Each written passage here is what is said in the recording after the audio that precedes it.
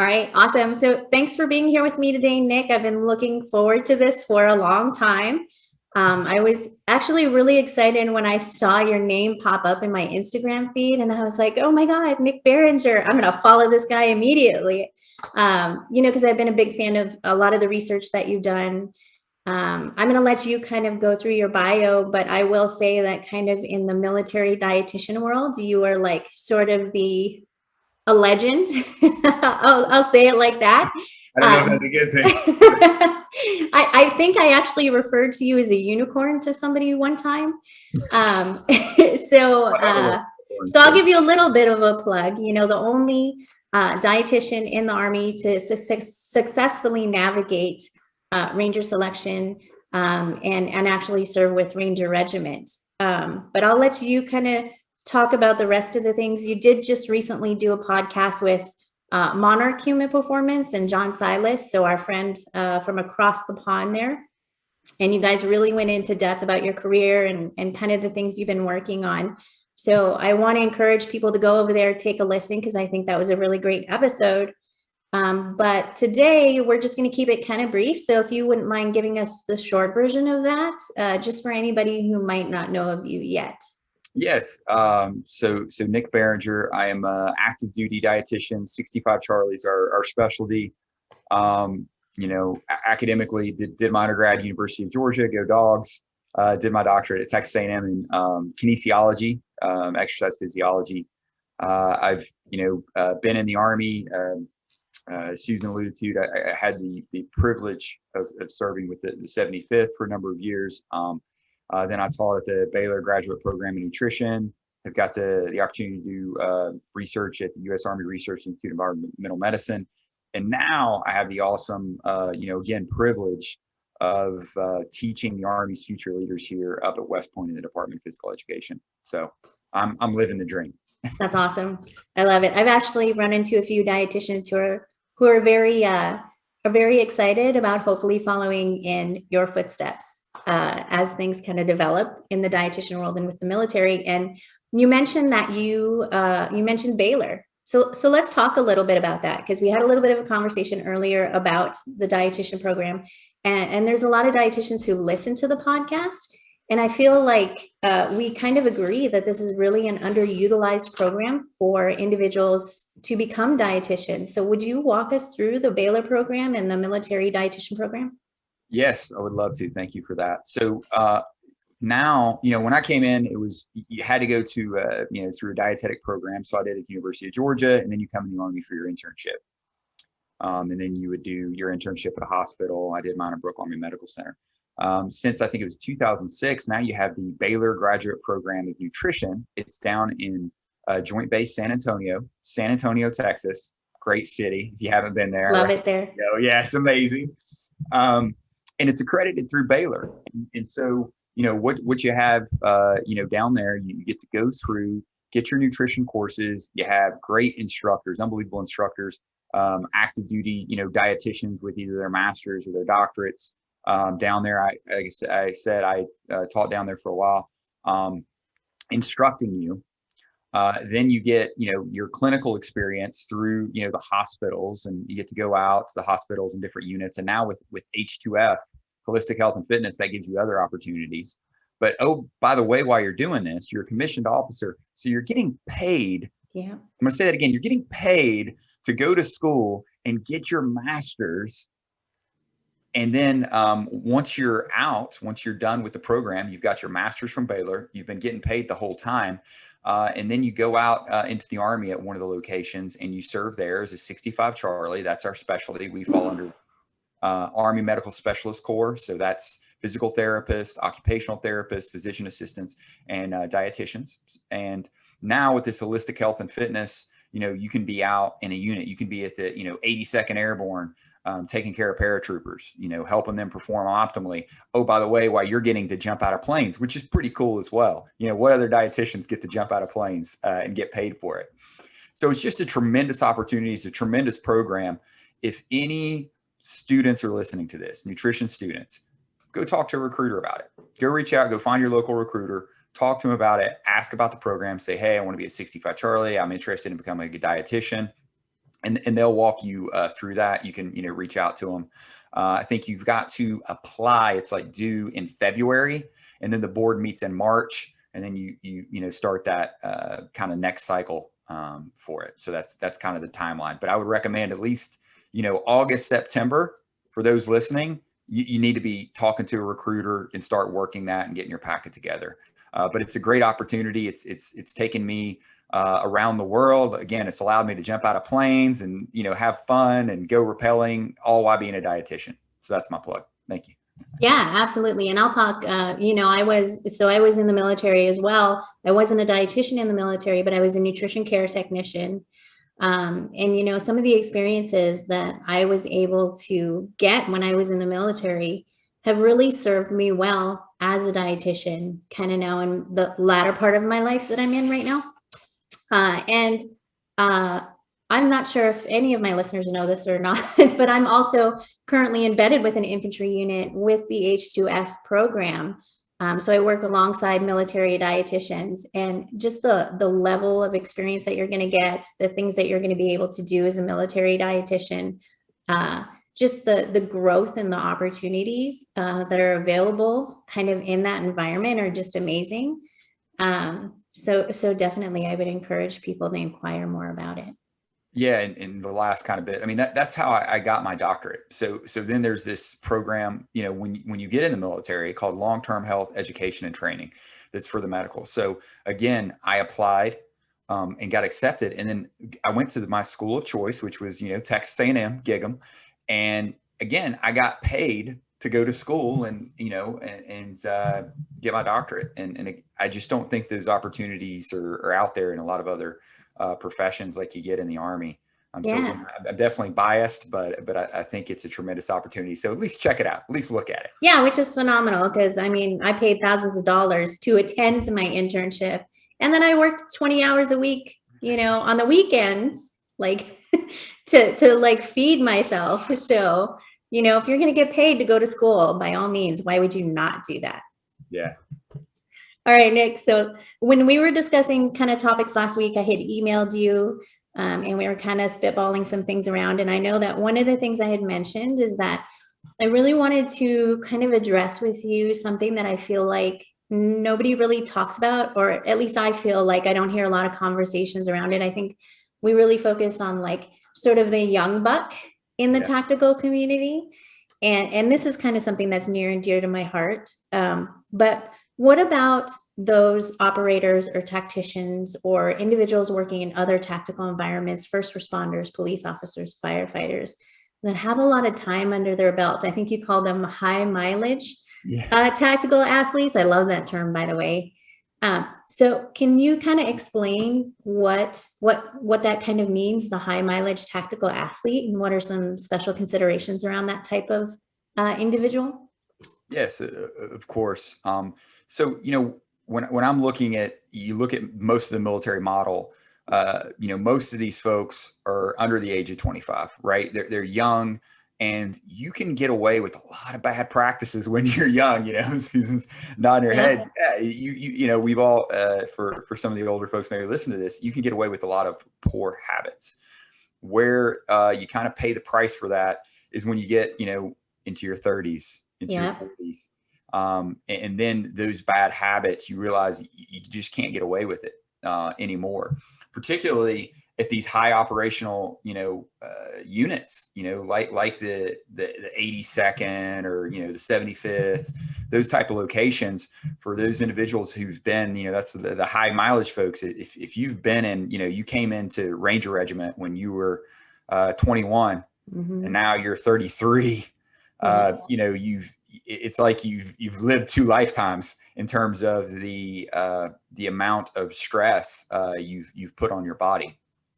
So that's why it's really important to, do practices to mitigate that, to, make sure you're getting enough sleep, make sure your nutrition's on point, and then make sure you're training smartly, you're training correctly, you're not doing too much volume, not too soon, too fast, you're paying attention to those injuries, you're utilizing your physical therapists, your athletic trainers, etc. And then for the young folks listening to this, take heed and start doing that now, so you're not that, 30 or 40-year-old with all the injuries, telling the stories to their young soldiers. So I think it can, the lesson is kind of two ways in terms of, hey, if you're that older athlete or working with those older athletes, hey, these are the practices you need to start doing if you want to keep up, if you want to maintain that pace that you're used to. But then for the young athletes, it's about longevity. You realize, that you want to keep your joints, you want to keep your body as healthy as possible for as long as possible, and then even look beyond the Army. Like for me, we were talking a little bit about, kids with Susan. It's like, hey, I got young kids. I still want to be able to play with them. I want to be able to play with my grandkids. So doing the right things now is what's going to kind of set me up for that later.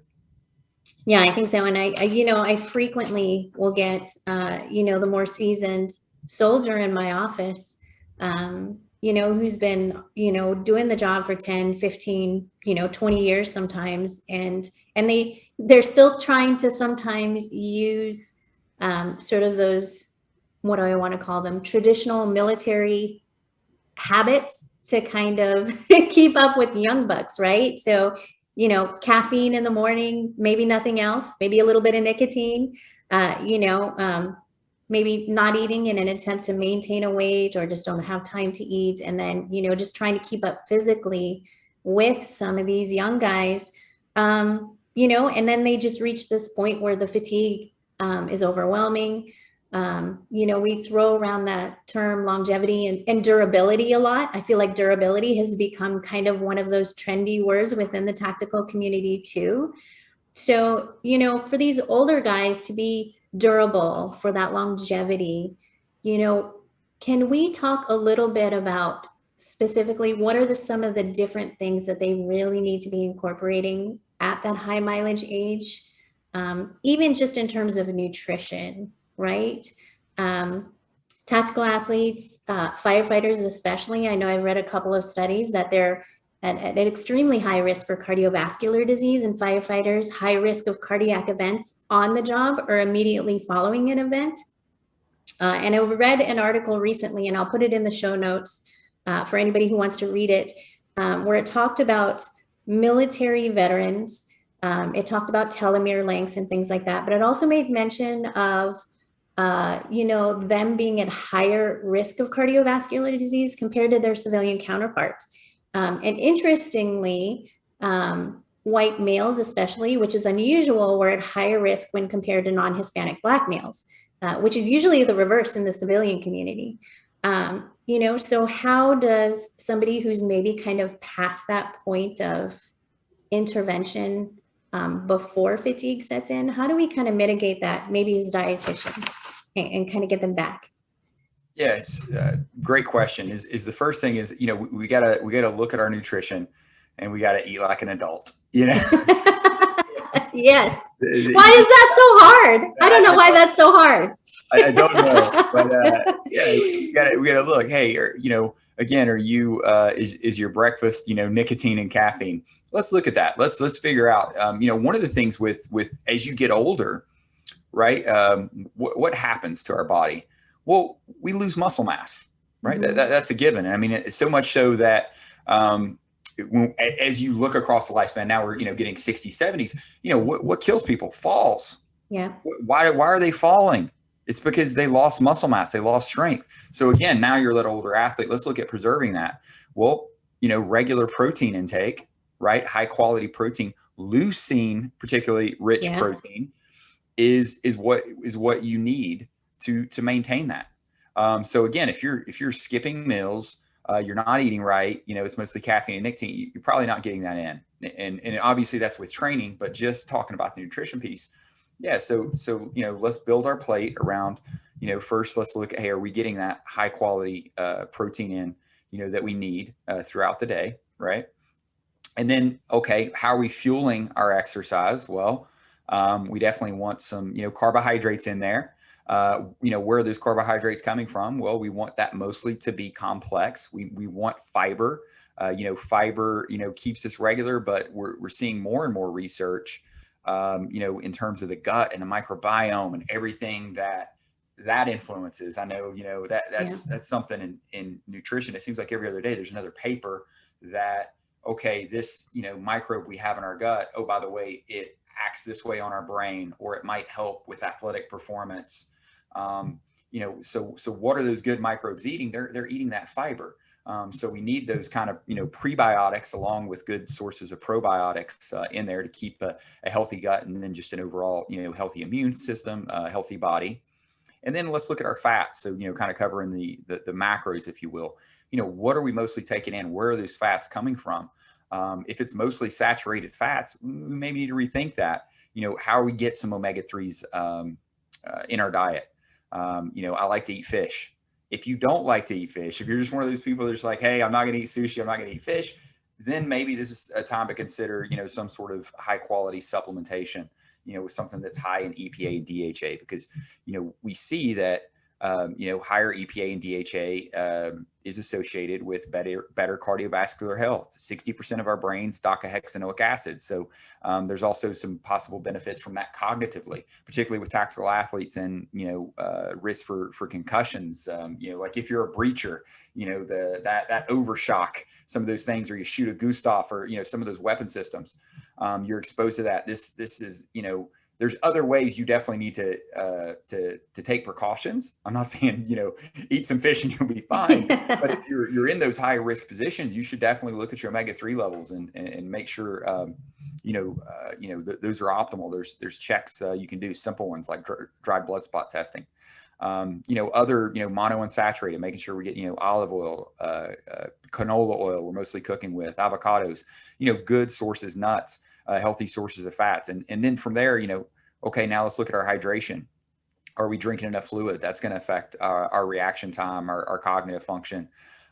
So, making sure we're getting enough fluid. And then it's like, okay, we're getting, good sources of protein, good sources of carbohydrate, enough fiber, healthy fats, and then we're staying hydrated. Although it sounds very simple. Very few people are doing it. That's half the battle right there. Right. And then you got your training and sleep. Did I miss any? No, that's all. Yeah. I mean, absolutely. I have those conversations when people come in my office, especially I appreciate that you mentioned protein first, because that's a huge one. Males, females, usually one of the things that's missing from their diet is protein, because there is also just that heavy reliance on convenience food, stop by the shopette, stop by the gas station, just kind of picking up things through the drive-through. And then when you're not getting that adequate protein, when your carbohydrates are not coming from those complex carbohydrates, you're not getting those omega-3s, those healthy fats, right? Then that kind of alludes to some potential issues that could come up with blood sugar regulation, right? And then this is a big interesting thing that I come across a lot too, is when I send people to get nutrition related labs, one of the first things I look at is their blood sugar. They're telling me they're fatigued, they're gaining a lot of weight in the gut, their diet is just really imbalanced from a macro standpoint. So we actually have a lot of conversations around blood sugar management, even for the non-diabetic person. So I really appreciated that you kind of put protein in there first. And I think, it's important to point out too, that between kind of like the medical clinical person versus someone in the tactical athlete field, there are differences in the amount of protein that's appropriate for these athletes. So can you kind of maybe talk about like appropriate protein intake, how we would talk about that with someone in this field? Yes, and that's a great point, Susan. I mean, what is it? The 0.8 grams per kilogram of body weight. Mm-hmm. It's not going to get it with a paratrooper from the 82nd, or a ranger from the 75th, because they're doing so much activity. They're training hard. They're breaking down that tissue.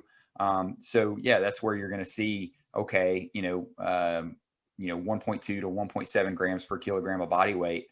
If for whatever reason they're in a deficit, a caloric deficit, maybe they're trying to lose weight for a particular event or competition, or what have you, we might go up to 2.2 grams per kilogram of body weight. So almost a gram per pound, just because knowing that when you put somebody in a caloric deficit, they might use protein as a fuel source.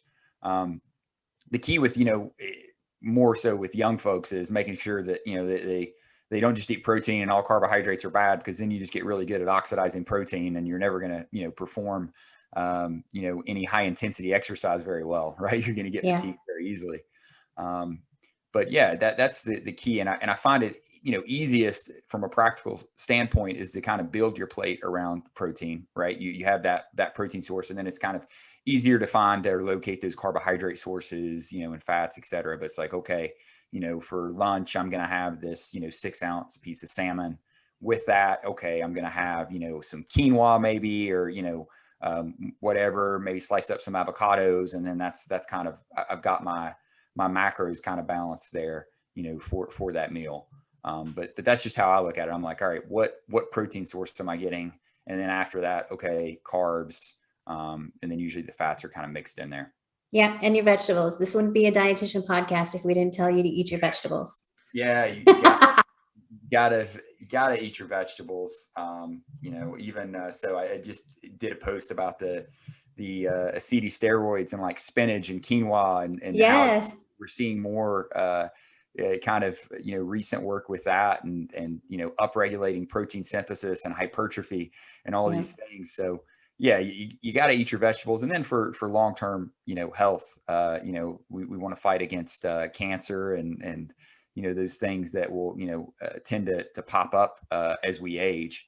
And there's really no better way to do that than exercise, getting enough sleep, and then, eating a healthy, balanced diet. Yeah, absolutely. And I think there's sometimes a little bit of an over-reliance on protein supplementation too. And I think there's a place for it for sure in terms of convenience and making sure you're hitting your protein intake for the day. But specifically, you mentioned leucine, and BCAAs are something that's been around for years. When would be an appropriate time for somebody to like utilize a BCAA powder in their nutrition regimen? Because sometimes I get these gentlemen, we'll call them gentlemen, in my office, and they're all kinds of supplementation going on, but not always a lot of food. So when's an appropriate time to use a BCAA powder? This is always a hot topic. Are you ready for this? Yeah, let's hear it. Never. Never. Branched chain amino acids, it's just really a flash in the pan. If you want to really affect muscle, protein synthesis over the long term, you're going to need the full complement of essential amino acids, right? Because the branched chain amino acids are going to be limited by the essentials that they're missing. And that's kind of been shown with, if you want to look at some of the work, there's Dr. Jessica Gwynn. She just had a nice paper come out. I think it was in the Journal of International Society of Sports Nutrition. Dr. Arnie Ferrando has done a lot of that work as well. Dr. Stefan Pasiakos at USAREUM, he's kind of the DOD's protein expert. And so, what we see is you need that essential amino acid, complex, and you're going to get those from a whole protein. So it's good to consume that whole protein. But the branched chain amino acids, just taking those really isn't going to do that. You either need to take a whole protein source, or you need to get to take it would be an essential amino acid supplement. Yeah. All right. You heard it here, folks. The rep at your local vitamin store has been lying to you. Easy. Right on the first time. No, but yeah. So I haven't seen, and that, watch a paper come out tomorrow, branched chain amino acid. But oh yeah, right. I mean, that's research, right? You can find an argument for any side of the equation. Absolutely. Oh, yeah, but food first, for sure. Right. Yeah. And that's the key. A whole protein is always going to be better. While we're looking at it, for the military, and I use Big W, not me. Like you said, Stefan's doing all that great work up there at USAREUM, is, we know that when you're in a caloric deficit, muscle breaks down, right? We've seen that with like Ranger School and all the models, SEER School. And, one of the issues that's limiting anybody who's carried a bunch of MREs is, it takes up space in your pack, it takes up weight, and it's hard to get all those calories that you need. So the thought being is, if we can make this essential amino acid, little packets for you that, really upregulate protein synthesis and help preserve that lean muscle mass. Then if you're in the middle of a city, kind of hunkered down fighting and might not have resupply, here's a small thing, you can put in your pack that even when you're in that energy deficit, that might help preserve that lean muscle mass, to kind of preserve your performance. And so that's really why the military is looking at it. As far as outside of the tactical athlete community, if you can eat a whole protein source, if you can get to chicken, eat chicken, so. Yeah, absolutely. And I think a lot of that stems too is, and this is just my personal opinion, that a lot of individuals who work in the tactical community, military or non-military, have a tendency to kind of follow a lot of bodybuilding protocols, Yes. right? So BCAAs are really big in the bodybuilding community, and it just doesn't translate very well into, when you're working in the tactical space and your operational tempo or your training tempo is high. So I think it's important to point that out. We're not bodybuilders. Well, even, you bring up a great point with like, well, that's who we look to. And even downrange I've seen is, if you look at their training programs and that volume, you got to be careful. Cause I always say, I'm like, all right, is the athlete you're following enhanced? And I'm not judging if you're, unless you're in a combat sport and you're cheating or punching another person, you can do more damage because you're on some sort of enhancing product. Yeah. The ethics of it, I'm not getting into that. What I'm saying is they're going to recover more quickly, so they can handle that volume. So it's really important for older and younger athletes to know is like, if you're following an athlete's training protocol and that athlete's enhanced, you're not going to be able to do that volume. You're going to hit a wall. Because they're able to recover because they're using those exogenous sources of hormones, and so I think that's again not something to look at and judge someone, or again the ethics side of it. It's just to know from the physiology side of it and the training side of it is an athlete who trains can train one way enhanced that an unaided athlete you can't train that way. Yeah, and that's really, I think, with those high mileage athletes, the recovery piece, it is really where the focus needs to be for many of them, because they've never, people like to redline, like it's like this badge of honor. Like if you're not dying after your workout, if you're not sore, if you haven't just trained every energy system in the same workout, then it wasn't an effective workout, and that's just not true. Really, I would argue that for any athlete, but especially for a high mileage athlete, sleep definitely number one, right? I feel like everything's harder if you don't sleep well. Oh yeah. Yeah. If I have a terrible night of sleep because my 2-year-old's kicking me all night long, right? I'm probably going to make some not great food choices the next day. Probably going to have more reliance on caffeine than I normally would. So I really feel like sleep is a big deal, but for recovery especially, but then the nutrition piece, the adequate protein, the carbohydrates, right? If you're a tactical athlete, you probably shouldn't be following a ketogenic diet. Just putting that out there. I'm going to say it. I know I might get I might get burned at the stake, but I'll take the hate for you, Susan. So Dr. Lee Margolis did a nice paper looking at it, because the other thing is these exogenous ketone supplements. They're getting particularly to tactical athletes, and you look at, he did a nice review paper on the different supplements, and most of them either had no effect or a negative effect. And then, oh, by the way, by taking an exogenous like ketone supplement, so a ketone salt or ketone ethyl ester, you can actually impede your glycolytic flux, so your ability to use glucose, right? Yeah, which is not good for performance. It's not pretty. No, not at all. Well, and then you start reading more into those studies, and you see, some of the side effects in terms of gastrointestinal issues that a lot of folks are getting off these, ketone supplements. Again, is that worth the risk of, having losing your bowels while you're trying to do something, performance-wise, tactically, that's, important. So yeah, I'll say it is, you're not going to be able to perform optimally on a ketogenic diet. The research is shown that, particularly you got to do any high intensity exercise, which, think of evacuating a casualty. I've never heard anybody say it's not high intensity, right? And seriously, it's a lot harder.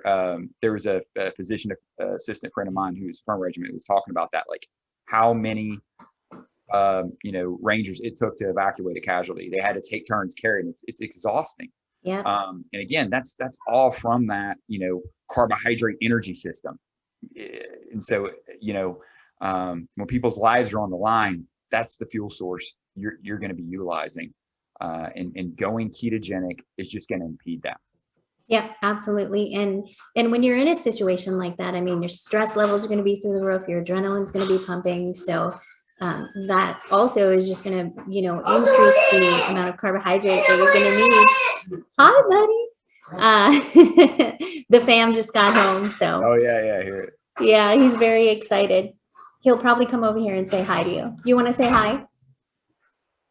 Yeah? Okay. Come say hi. Oh, he's got to pick up his jacket. This is a family show. All right. Can you say hi? Buddy. All right. You want to get a snack? No? Okay. There you go. So I come across a lot of people I'll talk to either, through Instagram or, meet in person, and they're doing things like the ketogenic diet. Oh, are you okay? Intermittent fasting has become a big one as well. Not eating anything till 11 or 12 o'clock in the day, and that can have a huge impact on hormone levels as well, on performance, cognitive performance. So let's kind of maybe pull that one apart just a little bit. Yes. So I looked at a review paper. I was just talking to some tactical athletes recently that work for the government about that, because a lot of them were interested in intermittent fasting. And I pulled a review paper. I can't think the author. I can get it to you though, off the top of my head. But it was a review, and it was particularly looking at cognitive function, because that was something I was interested in, since our brain primarily runs off of glucose. So interrupting that stream didn't seem like a good idea to me. Particularly, I remember you probably encountered these early, like when we're coming up as a dietitian. It's like all the kid breakfast studies. When kids don't eat breakfast, they perform worse at school, Yeah. So I was thinking about that. So I looked at this paper, and I think the vast majority of them, so out of 50 reviews, I think 25 showed no difference. So it neither improved or hindered. Then out of the 25 that had a difference, 23 showed that it was negative. So there was only 2 papers that showed any type of very measurable cognitive function. But to me, again, that kind of tells me by looking at that is it doesn't help your cognitive function, and it most likely hurts it.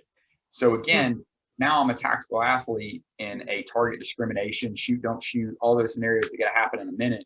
Do I really want to be doing something that might impede my cognitive function to make that decision?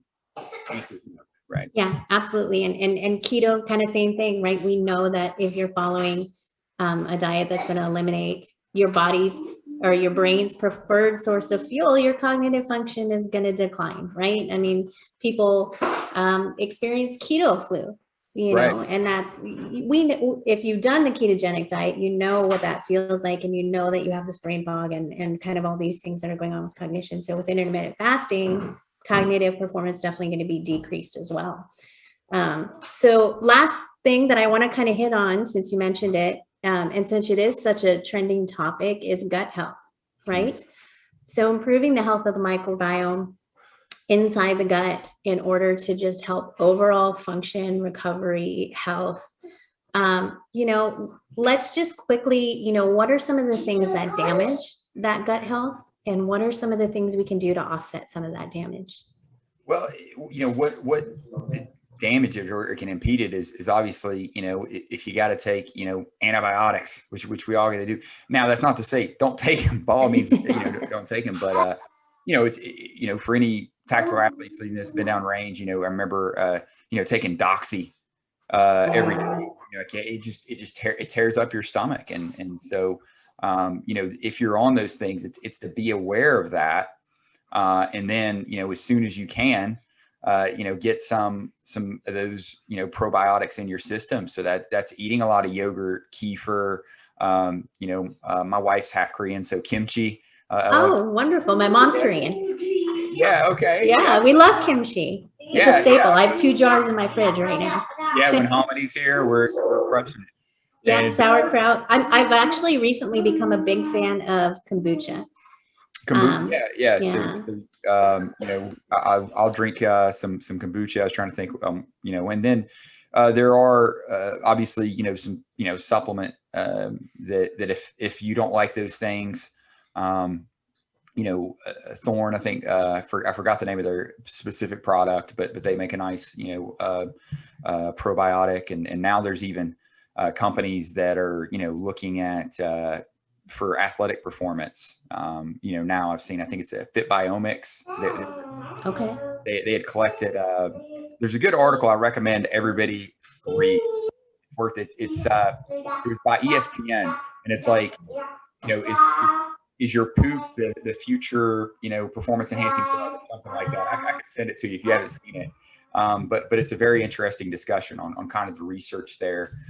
There was one of that group that responsible for Fit Biomics. They looked at people when they finished the Boston Marathon, like the fastest runners, and they had I think it was Veillonella is the bacteria. They had a much higher level of this Veillonella in their feces than the slower runners. And so looking at like, okay, what does that do?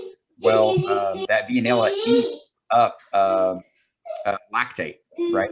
Really quick conversion. So then into short chain fatty acids can be used as so now there's the thought being, well, if you were to give an athlete a high level of this in their gut, would they be able to run faster or go harder? So yeah, it's very interesting. But I think just the basics is eat fermented foods, and then also get plenty of that fiber to feed that good bacteria. Yeah, absolutely. So eat like an adult, get plenty of rest, hydrate. Yes. Right. So it sounds simple when we say it, but I think I know like a big piece for me too is just providing some of that guidance and accountability for a lot of the athletes I work with, but also just at some point, you got to be an adult. You have to take responsibility for your health and your wellness too, especially if you want to be that durable, high mileage athlete. So I think those are all good tips. So I think it's been a lot of fun today. So I know you want to spend some time with your family. My family's back, so I'm going to spend some time with them. But I really appreciate you being here today. I'd love to have you back on at some point, so we can dive a little bit more into some different topics. But this has been really great, and I think people are going to get a lot out of this. I have to say, this is probably one of my favorite episodes. Oh, thank you. You're too kind. And again, thanks so much for reaching out. I do have to give, all credit for being on Instagram to my wife. She's the one. She actually, how she did it was she just set up my account. She does all my, because I'm a dinosaur. I don't know. She's like, you need an Instagram. Here you go. And so, my wife, Catherine, everything I do is, because she basically tells me how to do it. But Susan, it's been a pleasure, and thanks so much. And yeah, I love your story and how you were a Mike and became a dietitian, and now, giving back to the tactical athlete community. That's awesome. So it's truly been my pleasure to be on today. Thank you. I appreciate that. So we'll talk soon. Enjoy your weekend, and have a great day. All right. You as well. Take care. All right.